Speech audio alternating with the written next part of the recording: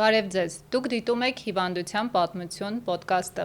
Արդյոք երեխայի վաղաժամ ծնվելը նշանակում է, որ նա չի կարող ունենալ լիարժեք և առողջ ապագա։ Ինչն է որոշում նրա կյանքի առաջին օրերի հաջողությունը և ինչպես ծնողները կարող են պատրաստվել այս ճանապարհին։ Այսօր այս կարևոր թեմայի շուրջ զրուցելու ենք Սլավմեդ բժշկական կենտրոնի նորածնային բաժանմունքի ղեկավար, նեոնատոլոգ, բժշկական գիտությունների թեկնածու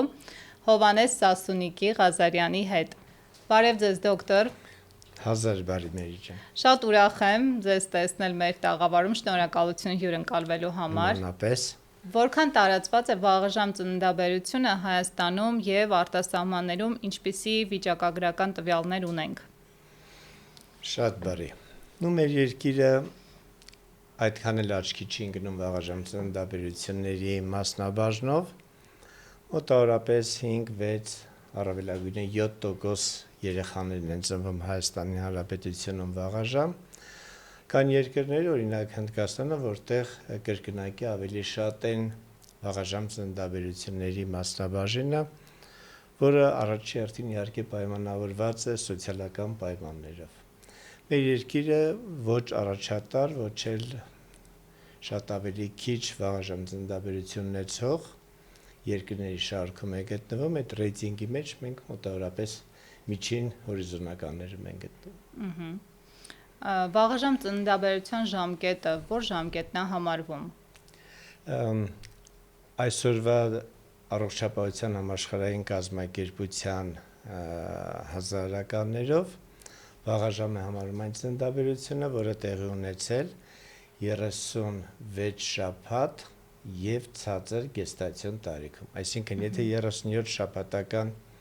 հղիությունից գեթ 1 րոպե ավելի շուտ է ծնվել երեխան,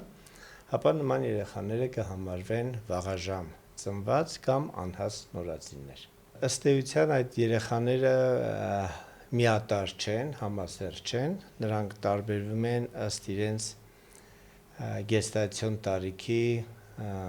չափից, օրինակ 34, 35, 36 շաբաթականում ծնվածները բնորոշվում են որպես ուշ անհասներ, այսինքն սրանք ավելի շատ մոտ են հասուն երեխաներին, ուղղակի իրենց գեստացիոն տարիքը դեռևս չի հատել հասունության սահմանագիծը։ Դրանից ավելի ներքև 31, 32, 33 շաբաթական երեխաներն են, որոնք համարվում են չափավոր անհասներ։ Այս երեխաները ավելի խնդրահարույց կլինեն միանշանակ եւ պետք է նշել, որ որքան շուտ է տեղի ունենում ծննդաբերությունը ժամկետային առումով, այնքան այդ երեխաները ավելի խոցելի կլինեն։ Ավելի շատ են խնդիրները։ Այո։ Իրենցից ավելի ներքև գտնվում է 28, 29, 30 շաբաթական սահմանագծում ծնված երեխաները, որոնք միանշանակ արդեն կունենան բավականաչափ լուրջ խնդիրներ, դրանք կոչվում են խորն անհասներ, եւ այս ժամկետից ավելի ներքև գտնվող երեխաները 28-ից ներքև գտնվողները, սրանք շատ ավելի վտանգավոր գոտում ծնված երեխաներն են։ Այս երեխաներին որպես փոքրիկ գաղտնիք բացահայտեմ, նախկին հասարակարգի ժամանակ խորհրդային տարիներին այս երեխաները չէին գրանցվում, երբ որ ծնվում էին։ Նրանք պետք է 1 շաբաթ հաջողացնեին ապրել եւ նոր 1 շաբաթ հետո կգրանցվեն այս երեխաները ԿԿԱԳ մարմիններում։ Հետաքրքիր է շատ։ Եվ ամենահետաքրքիր մասը անհասների հետ կապված դա այն է, որ 22, 23, 24 շաբաթականում ծնված երեխաները նրանք համարվում են կենսունակության սահմանագծում ծնված, կենսակայունության սահմանագծում ծնված երեխաներ, անգլերեն դա հնչում է limit of viability։ Այս երեխաները ոչ բոլոր երկրներում են ընդգրկված վիճակագրության մեջ, Շատ երկրներ 22-23 շաբաթականերին։ Սա կենսամատչելիության Այո, այս ժամկետում ծնված երեխաները ըստ էության շատ քիչ հավանականություն ունեն ապրելու, եւ այդ հավանականությունը միանշանակ կախված է նաեւ տվյալ երկրի սոցիալական զարգացումից, իրենց բժշկության մակարդակից։ Առավելագույն հավանականությունը այս երեխաների ապրելու մոտ 10% է, այն էլ ապրած երեխաների մեջ մեծ է խնդրահարույց երեխաների քանակը։ Ուստի կարծում եմ մենք դեռ այն չափանիշներին չենք համապատասխանում Հայաստանի Հանրապետությունը, որ ունենանք 22-23 շաբաթական երեխաների համար վիճակագրություն։ Միանշանակ այդ երեխաները, եթե ոչ 100%-ով, ապա 99.9%-ով ենթարկվելու են լետալ ելքի։ Որոնք են պատճառները վաղաժամ ծննդաբերության եւ ինչ գործոններ են նպաստում։ Так, վաղաժամ ծննդաբերությունը ըստ էության բազմակոմպոնենտ վիճակ է, այսինքն մեկ բառով կամ մեկ գործոնով հնարավոր չէ բնութագրել եւ բացատրել վաղաժամ ծննդաբերության էությունը։ Ըստ էության մենք կարող ենք ավելի շատ խոսել, որոնք են առավել հավանական պատճառները վաղաժամ ծննդաբերության։ Ինձ համար որպես նեոնատոլոգի 30 տարվա փորձով, երբ որ վաղաժամ ծննդաբերության հետ եմ առնչվում անհաս երեխայի հետ, առաջի բանը, որ անցնում է մտքովս, պարզել արդյոք երեխան, նրա մայրը չեն ունեցել ինֆեկցիայի հետ կապված խնդիրներ, որովհետև մնացած բոլոր պատճառների պարագայում երեխայի կյանքը փրկելը անգամներ ավելի հեշտ կլինի, քան թե եթե մենք գործ ունենք ինֆեկցիոն երեխայի հետ, որովհետև դաժե նույնիսկ միջազգային տվյալներով 50-ից 60% դեպքերում վաղաժամ ծնված երեխաները, եթե նամանավանդ ինֆեկցված են, նրանք մահանալու մեծ ռիսկ ունեն։ Ինչ ինֆեկցիաների մասին է խոսքը։ Շատ լավ հարց ես բարձրացնում։ Նայեք, բազմաթիվ եւ բազմապիսի ինֆեկցիաներ կան մեր ջան, բայց դրանցից ամենակարևորը նորածնի համար երկուսն են, այդպես է բժշկությունը, բժշկագիտությունը զարգացել, որ երկու ինֆեկցիա պայմանավորում են նորածնային ինֆեկցիաների 90%-ը։ Դա աղիքային ցուպիկն է եւ B խմբի հեմոլիտիկ ստրեպտոկոկը։ Այս երկու մանրէները ապահովում են նորածնային սեպսիսների մոտ 90%-ը։ Ոստի եթե մեր ջանքերը ուղղորդված լինեն այս երկու ինֆեկցիաները արմատախիլ անելու ուղղությամբ, հավանաբար մեր բալիկները շատ ավելի քիչ կծնվեն վաղաժամ, դա մեկ, եւ շատ ավելի քիչ հակված կլինեն մահաբեր ելքով վերջաբանի։ Ինֆեկցիաները իրենք բոլոր հղիության բոլոր փուլերում են վտանգավոր։ Շատ տիպիկ հարց եք տալիս։ Նայեք, ինֆեկցիաները դրանք տարբեր էտապներում կարող են ի հայտ գալ եւ մոր մոտ եւ ախտարել երեխային, եթե դրանք ի հայտ են գալի հղիության վաղ փուլերում, ասենք առաջի երամսյակում, ապա շատ հավանական է, որ տեղի կունենա վիժում, շատ հավանական է։ Կամ եթե ջանասիրաբար մանկաբարձ գինեկոլոգները փորձեն բուժել, պահպանել, միգուցե երեխան կախտահարվի, պտուղը կախտահարվի շատ կասկածելի ելքերով։ Երկրորդ տրիմեստրում ինֆեկցիաների առկայությունը շատ ավելի վտանգավոր է երեխայի քաշ հասակային, այդ անթրոպոմետրիկ տվյալների զարգացման, այսինքն վրա։ Երեխաները շատ հաճախ այդ ժամանակահատվածում չեն ունենում բավարար քաշի ավելացում, այդ իրավիճակը կոչվում է պտղի ներարգանդային աճի դանդաղում, որը ժամկետից հետ են ընկնում, այսպես ասած։ Այո, դա որոշակի գրաֆիկների միջոցով մենք հետևում, եթե երեխայի քաշը չի համապատասխանում իր գեստացիոն տարիքին, ավելի ճիշտ ցածր է 10%-ից, այդպիսի սանդղակներ կան, կոչվում են ֆենտոնի սանդղակներ, ապա այդ հղիությունը ըստ էության պետք է դրվի ընդհատելու հարց, հա? Ինչու, որովհետև եթե պտուղը լավ չի աճում մայրիկի արգանդի ներսում, կնշանակի այնտեղ երեխայի մնալը այլևս անիմաստ է։ Եվ նման իրավիճակներում պետք է կյանքին վտանգ է սպառնում երեխայի պտղին։ Պետք է նախապատրաստել մորը եւ պտղին հղիության ընդհատման տեսանկյունից։ Ինչ կարող է անել ապագա մայրիկը ռիսկերից, վաղաժամ ծննդաբերության ռիսկերից խուսափելու համար, եթե կարող է ինչ-որ բան անել։ Ну, բոլոր այն հազարականները, որոնք միշտ եղել են հղիների հետ կապված, դրանք այստեղ եւս գործում են, այսինքն առողջ ապրելակերպ, ծխախոտից, ալկոհոլից, առավել եւս թմրանյութերից զերծ, վնասակար սովորություններից զերծ պետք է լինի մայրը, սակայն ավելի շատ ես կցանկանայի կարևորել մայրիկների իրենց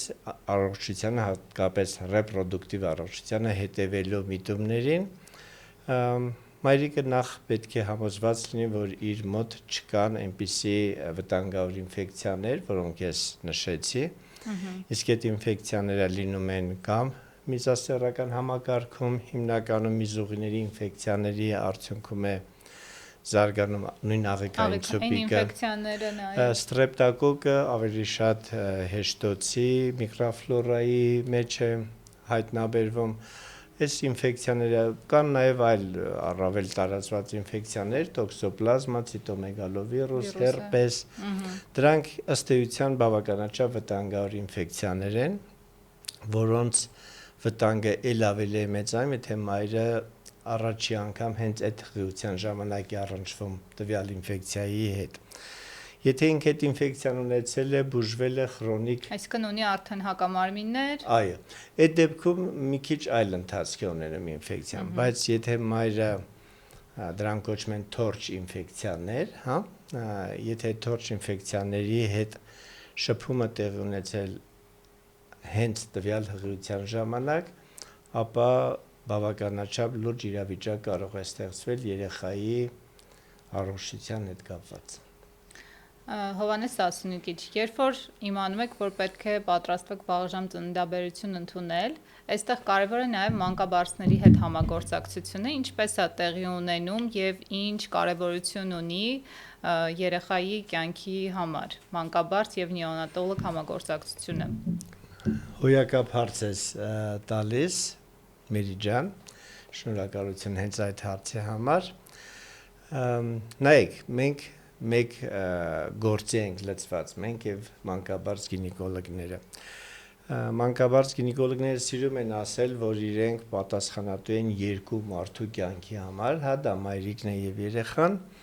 Այստեղ ով քանի կյանքի համար է պատասխանատու հարցը թողնենք մի կողմ, ես ավելի շատ կցանկանայի ձևակերպել հետեւյալ կերպ, մենք երկու տարբեր մասնագետներ մեկ գործ ենք անում եւ այդ գործը եւ մայրիկի եւ երեխայի առողջության ապահովումն է։ Ըստ էության մանկաբարձությունը դա մեծ հաշվով հենց իրենից ներկայացնում է վաղաժամ, հա, ծննդաբերությունների կանխարգելումը եւ եթե դա կանխարգելել հնարավոր չէ, ապա այնպիսի երեխա տալ նեոնատոլոգներին, որ այդ երեխան ունենա ապրելու ավելի բարձր հավանականություն։ Ինչ է հարկավոր դրա համար։ Մի քանի բան ընդամենը, որոնք ցավոք սրտի միշտ չէ, որ մանկաբարձ գինեկոլոգները կարողանում են հասցնել անել, դա պտղի թոքերի հասունացման համար դեքսամետազոն կամ բետամետազոն դեղամիջոցի ներարկումն է 34 շաբաթ եւ ցածր բոլոր հղիները, ովքեր պետք է ծննդաբերեն, ցանկալի է, որ 1 շաբաթ առաջ ստացած լինեն դեքսամետազոն 24 միլիգրամ։ Ինչ անում այդ դեքսամետազոնը, այն նպաստում է պտղի թոքերի զարգացմանը։ Եթե թվերի լեզվով խոսենք, ապա դեքսամետազոն ստացած եւ դեքսամետազոն չստացած մայրերի ծնված երեխաները նախ 2 անգամ բարսանում է մահացությունը, այն խմբում ովքեր չեն ստացել։ Այո։ Եվ հիվանդության ընթացնել, իսկ այդ հիվանդությունը ռեսպիրատոր դիստրես սինդրոմ կամ շնչառական խանգարումների համախտանիշն է, որը առավել հաճախ է հանդիպում խորանաց երեխաների մոտ, այդ հիվանդության ծանրությունը ընթացք ավելի թեթև է լինում դեքսամետազոն ստացածների խմբում։ Այնպես չի, որ դեքսամետազոն ամենափրկիչ դեղ է, չէ, բայց ունի շատ կողմնակի ազդեցություններ, որպես դեղագետ գիտեմ։ Այո, կողմնակի ազդեցությունները եւս պետք է հաշվի առնել, սակայն Եթե խոսք օրինակ գնում եք 20 շաբաթական երեխային անել թե Կյանքի ու չանելու մահվան համար, հարցի մասին ժամանակ, այո։ անպայման պետք է արվի մերի ջան։ Եվ դա մեզ նեոնատոլոգներից տալիս է մի լուր, այսպես ասած, հուսադրում, որ հնարավոր է այստեղ երեխայի կյանքը փրկել, եթե երեխան ստացել է դեքսամետազոն։ Մյուս հարցը ինչու է ծնվում երեխան վաղաժամ, հա? Եթե վերադառնանք իմ նախկին խոսույթին, ինչպես ասվեց, որ վաղաժամ ծննդաբերությունը եւ ինֆեկցիան իրար հետ լուր քայլող համագործակցում, այո, երևույթներ են, ապա պետք է փորձել ամեն կերպ ընկճել կամ բուժել այն ինֆեկցիաները, որոնք մաման, մայրիկի մոտ կան։ Այսօր միջազգային պրոտոկոլներով նման իրավիճակներում տրվում է էրիթրոմիցին, հա, շատ լավ անվնաս անտիբիոտիկ, որը մեծ հաշվով կընկճի մոր մոտ գտնվող առկա բոլոր ինֆեկցիաները կամ կվերացնի դրանք։ Այս հարցում եւս փոքրիկ առարկություն ունենք մանկաբարձ գինեկոլոգներին, որ պետք է այդ հակաբիոտիկը, որը տեղի ունենում սպոնտան վաղաժամ ծննդաբերության դեպքում, հասնեն տան մայրիկին, հա, որքան երեխան ավելի զերծ լինի իր կյանքի համար սպառնալիք հանդիսացող իրավիճակներից, այնքան մեր գործը ավելի հեշտ կլինի, երբ երեխան ծնվում է եւ փորձում ենք ամեն ինչ անել այդ երեխայի։ Այստեղ շատ կարևոր հարց։ Մի քանի տարի առաջ վստահաբար մեծ մասը չգիտեր ինչ է նեոնատոլոգը մարդկանց, հասարակ մարդկանց եւ ինչ գործով է զբաղվում։ Հիմա խնդրում եմ, հիմա իհարկե ավելի շատ է տեղեկացվածությունը, բայց խնդրում եմ ասեք նեոնատալ ինտենսիվ թերապիայի դերը երեխաների եւ հատկապես վաղաժամ ծնված երեխաների կյանքի պահպանման գործում։ Այս քո կողմից տրվող հարցերը շատ մասնագիտական են արդեն դառնում, Մերի ջան։ Ամեն ինչ սկսվեց 1963 թվականից։ Հիմա կասես ինչ տեղի ունեցավ 63 թվականին։ Ջոն Քենեդին, Միացյալ Նահանգների նախագահը, ունեցավ որդի 34 շաբաթական հասակում, գեստացիոն տարիքում, եւ այդ երեխան ընդամենը կարողացավ ապրել 3 օր։ Դա լուրջ հարված էր Միացյալ Նահանգների իմիջին, չնայած այդ ժամանակ երևի ոչ մի այլ երկիր 1 օր գոնե չէր կարող պահել այդ բալիկին։ Ինչա տեղ ունենում, երբ որ դժբախտությունը թակում է նորմալ մարդու դուռը եւ հիմար մարդու դուռը։ Հիմարների դեպքում միշտ փորձում են գտնել մեղավորներ, չէ՞, դու էր, սա չկար, նա չկար։ Միացյալ Նահանգները, որը հիմար երկրի համբավ երբևիցե չի ունեցել, հասկացավ մի բան, որ մասնագիտությունը իրենց մոտ զարգացած չէ, որ շատ սարքերի, սարքավորումների, գիտելիքի կարիք ունեն իրենք, եւ ընդամենը 17 տարի անց, իսկ 17 տարի պատմության համար ոչինչ է, Միացյալ Նահանգներում ապրող Տեցուրո Ֆուջիվարան, ճապոնացի գիտնականը, ստեղծեց այն դեղը, որը հավանաբար կփրկեր Պատրիկ Քենեդուն, եթե լիներ 17 տարի առաջ, այդ դեղի անունը սուրֆակտանտ էր։ Ինչպես այդ սուրֆակտանտը տրվում, ինտուբացված երեխայի թոքերի մեջ է լցվում 4 մլ կիլոգրամ հաշվարկով։ Որ դեղաբանական խմբին էր պատկանում։ Ինքը ֆոսֆոլիպիդների եւ սպիտակուցների խառնուրդ է։ Ես համարձակվեմ իմ առաջի հանդիպումը դեղի հետ պատմել 2000 թվականն էր, 26 տարի առաջ, երբ առաջի անգամ այդ դեղը միջոցը փորձարկվեց, կիրառվեց ավելի շուտ, որ եւ մանկան առողջության պահպանման գիտահետազոտական կենտրոնում, որտեղ ես աշխատում էի արդեն 1 տարի, ինձ այդ դեղը տպավորություն ստեղծեց որպես հրաշագործ դեղ, հա, երբ երեխան ապարատի տակ վատ օքսիգենացիայով ապարատի բոլոր պտուտակները մաքսիմալ ռեժիմների վրա, ու այդ դեղը ներարկելուց հետո, ինստիլյացիանելուց հետո, կարծես կախարդական փայտիկի օգնությամբ ամեն ինչը ընկնում է իր տեղը, եւ ես հասկացա, որ այդ օրը հասկացա, որ Հայաստանը 20 տարի մոտավորապես հետ է առաջատար, հա, նեոնատալ երկրներից։ Հիմա դժվարանում եմ ասել, քանի տարի ենք հետ, առաջ չենք հաստատ, Մերի ջան, բայց շատ տեխնոլոգիաներով այժմ արդեն չասեմ հավասարին ենք այլում, բայց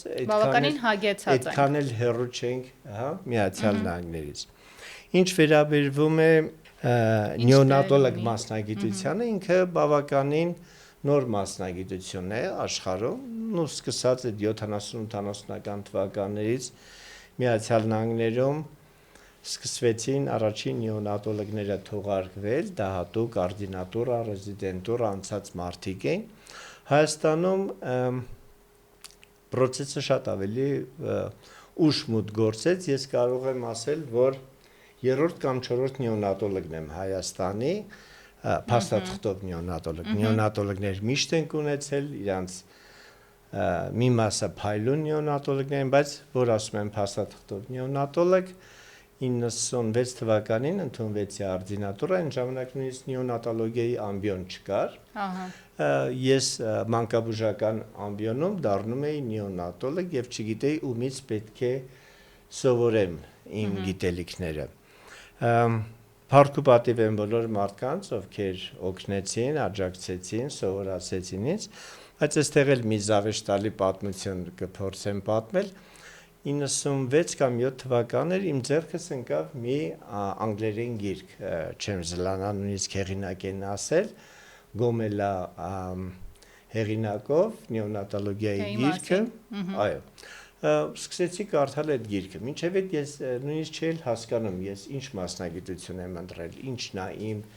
հիմնական ձեռքբերումը, ինչպես պետք է աշխատել երեխաների հետ։ Այդ գիրքը կարդալուց հետո շնորհակալություն Գոմելային, իմ մոտ արմատապես փոխվեց վերաբերմունքը նեոնատոլոգիային, իդեպ Գոմելան 4 երեխաների մայր է, դա էլ է շատ տարինակ։ Եվ մասնագիտությամբ բժիշկ էր, նեոնատոլոգ ջան, նեոնատոլոգ 4 երեխայի,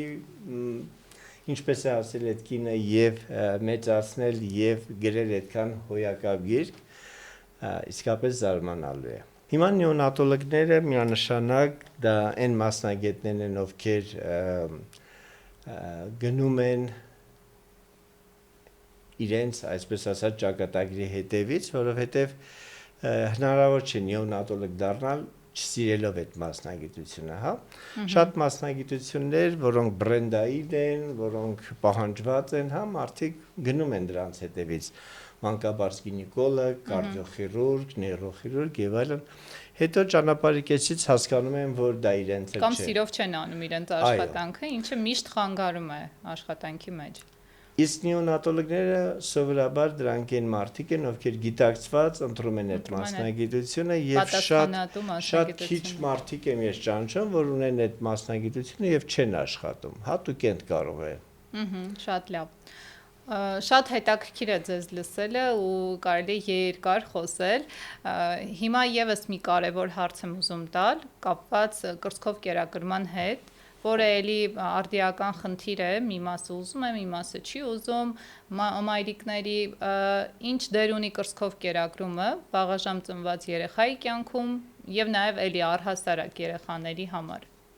Շատ գեղեցիկ եւ կարեւոր հարց ես բարձրացնում։ Նայեք, կրծքով սնուցումը դա անկախտելի մասն է հղիության եւ ծննդաբերության, հա։ Բնությունը այնպես է ստեղծել, որ երբ որ կինը հղի անում է, բալիկ է ունենում, դրա տրամաբանական շարունակությունը պետք է լինի կրծքով կերակրելը։ Այլապես մարդկությունը գոյություն չի ունենա։ Դուք պատկերացրեք մի 5000 կամ 10000 տարի առաջ երբ որ չկային կաթնախառնուրդները։ Այո, չկա կաթ, ուրեմն երեխան կմահանա, հա, շատ պարզ էր ամեն ինչ։ Հիմա մի քիչ այլ է իրավիճակը եւ հատկապես կաթնախառնուրդ արտադրող ֆիրմաները բավականին ագրեսիվ գովազդ են անում, խաղում են մայրիկների ոչ այդքան հասուն գիտակցություն ունենալու հետ հանգամանքի վրա, մի քանի ոչ այդքան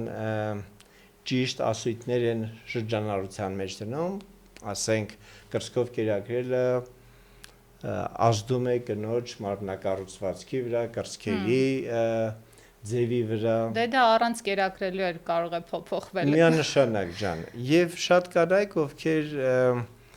ինձ թվում է դեռևս պատրաստ չէին մայրիկ դառնալու, պրոստը Աստված իրենց այդ նվերը անում է, սկսում են կմահաճ վերաբերմունք ցույց տալ կրծքով ոչ ես պետք է աշխատեմ, ես չեմ կարող համակերպվել, որ իմ մարմնակառուցվածքը փոխվի։ Հիմնականում այդ մասան է, ով Եվ հիմա մենք իրենց ասենք, թե ինչու է կրծքով կերակրելը շատ կարևոր։ Ամենակարևորը նա է, որ կրծքով սնվող երեխան ոչ միայն սնունդ է ստանում, հա, որը ամենակարևոր բաղադրիչներն է պարունակում իր մեջ։ Ոչ, կրծքով սնուցվող երեխան ստանում է մորից ամեն օր, ամեն կերակրման ընթացքում դեղամիջոց, պաշտպանություն մայրիկի կողմից կրած բոլոր հիվանդությունների դեմ, հա։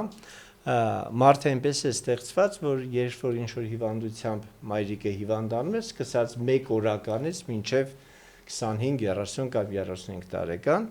իր օրգանիզմը արտադրում է հակամարմիններ այդ հիվանդությունների դեմ։ Եվ այդ հակամարմինները պատրաստ են արյան մեջ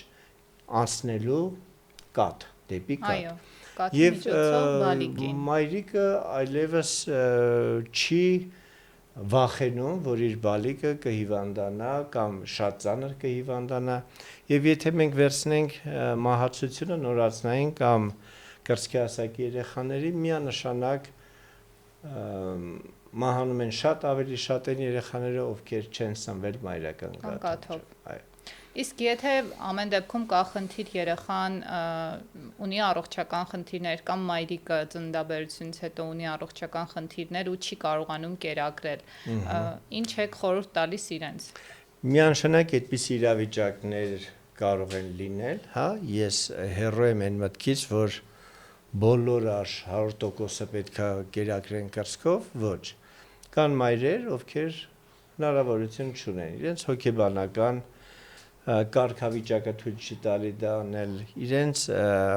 ֆիզիկական հիվանդություններ եւ այլն։ Միանշանակ այդ մարդկանց պետք է օգնել պերինատալ հոգեբան, այդպիսի մասնագիտություն կա աշխարհում, որից ցավոք Հայաստանը դեռ զերծ է։